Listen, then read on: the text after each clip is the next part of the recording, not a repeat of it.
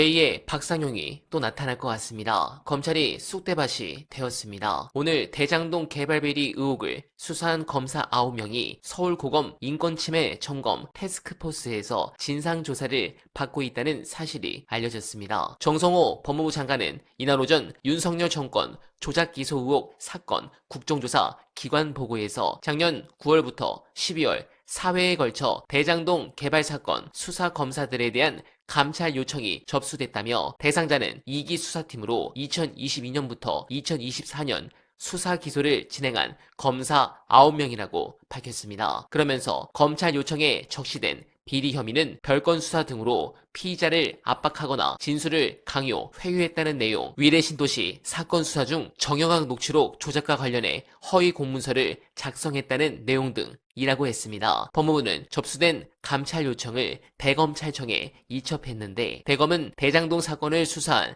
서울중앙지검을 관할하는 서울고검에 진상조사를 지시했고 현재 서울고검 인권침해 점검 태스크포스에서 조사를 진행하고 있다고 알려졌습니다. 한편 정 장관은 조사가 완료되면 그 결과에 따라 신속히 조치할 것이라고 했는데 늦었지만 다행입니다. 해당 재판도 이중간 판사 아니었다면 남욱이 쉽게 입을 열지 못했을 텐데 정말 다행입니다. 이렇게 한두 명 입을 여는 사람들이 늘어가는 가운데 최근 이슈에 대한 화제가 된 분석 끝까지 봐주시고 여러분들의 생각 댓글로 부탁드립니다.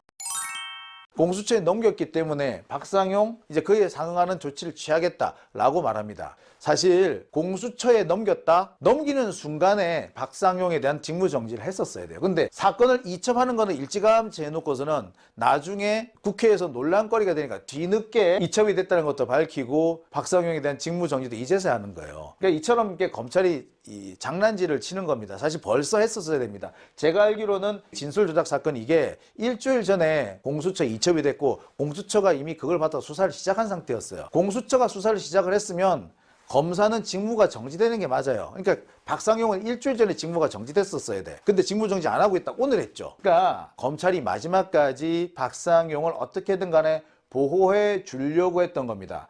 보호해 주려고 했는데 더 이상은 안 되겠구나, 더 이상 보호가 안 되는구나 하고 이제서야 직무정지를 한 거예요. 그러니까 이제서야 박상용을 손절하기 시작한 겁니다. 검찰 입장에서는 박상용을 손절하면 안 되는 거였어요. 왜? 박상용이 말단 검사라고 그랬죠. 말단 검사예요. 따라서 그 윗선이 있을 수밖에 없습니다. 누가 보더라도 박상용 니 누가 시켰어? 누가 시켰길래 이렇게 열심히 진술 조작을 했어? 라고 물어볼 수밖에 없고 향후 수사에서는 박상용 니 혼자 한 게 아니란 거 알아. 윗선에서 누가 너한테 수사 지시했어? 누가 이렇게 조작하라고 했어? 따져 추궁할 수밖에 없어요. 그러니까 검찰 입장에서는 박상용을 보호해야 되는 거야. 안 그러면 검찰 조직 전체가 날아가는 거야. 그런데 검찰이 더 이상 박상용을 쉴드 쳐주지 못하고 손절을 하는 이유, 아니 박상용을 그냥 놔두면은 윗선을 타고 올라가면서 검찰 조직 전체가 작살나게 생겼어. 지금 보면 결국 누구까지 관여한 게 나옵니까? 윤석열까지 관여한 게 나왔단 말이야. 따라서 검찰 입장에서는 박상용의 입을 틀어 막아야 되고 박상용의 입을 틀어 막기 위해서는 절대 손절하면 안 되는 거지. 그런데도 지금 상황에서는 손절을 안 할 수 없는 상황이 돼버린 거예요. 왜? 너무 증거들이 많이 나왔어요. 국정원의 정보보고서, 금감원 조사기록 등 추가 증거가 현재 쏟아지고 있죠. 이 추가 증거들에 보면은 북한 공작원 이호남하고 김성태가 만나지 못했다, 필리핀에서 만나지 못했다는 증거가 나와요. 이 관련 증거가 국정원에서 나옵니다. 당시 이호남은 필리핀에 가 있던 게 아니고 제3국, 제가 알기로는 홍콩으로 알아요.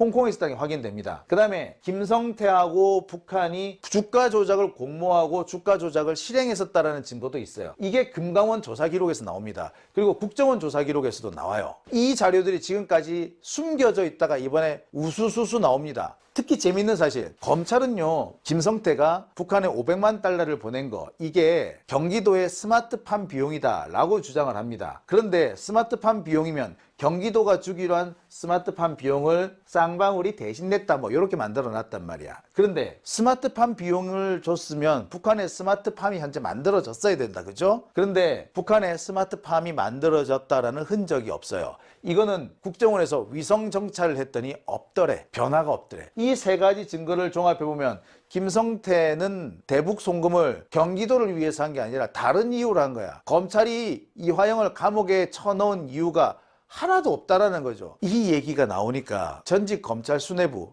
했던 사람들, 전직 고위검사들, 이런 사람들이 뭘 하신 줄 아세요? 야, 차라리 소주가 낫겠다. 야, 차라리 소주 마셔서 피고인 피의자한테 여러 회 소주를 제공하는 바람에 그래서 박상용이가 잘린다. 그게 차라리 낫겠다 이거야. 왜? 이러면 차라리 변명거리가 된다 이거야. 그런데 이렇게 증거를 조작했다. 증거를 조작하기 위해서 소주를 먹였다. 야야야, 차라리 소주 먹였다는 게 훨 낫겠다. 덜 쪽팔리겠다. 라는 얘기가 벌써 나와요. 이미 검찰 내부에서도 더 이상 안 되겠다 이거야. 박상용을 감싸고 돌다가는 검찰이 진짜 이거 공소청으로도 남아남지 못할 수 있겠다. 이런 위기감이 돌기 시작합니다. 그러면서 야, 박상용으로 꼬리를 못 잘라? 그럼 별 수 없지. 윤석열 세력 다 잘라라. 이렇게 된 거예요. 지금 검찰 수뇌부 옛날 했던 사람들, 전직 고위검사들, 이 사람들은 지금 검찰이 지금처럼 가면은 공중분해될 수 있다고 봅니다. 중수청과 공소청으로 나뉘어지는 정도가 아니라 어쩌면 검찰이 공중분해될지도 모르겠다라는 그런 위기감을 느끼고 있어요. 네, 공감합니다. 수사로 말해야 할 현직 특수부 검사가 개인의 억울함을 호소하겠다며 여러 방송을 전전하는 모습은 대한민국 헌정사에서 대단히 기괴하고도 낯선 풍경입니다. 왜 그런 일이 벌어졌을까요? 밀실 안에서 피의자를 압박하며 자신들이 원하는 그림을 맞출 때는 무소불위의 권력자였지만 그 회유와 협박의 정황이 백일하에 폭로되고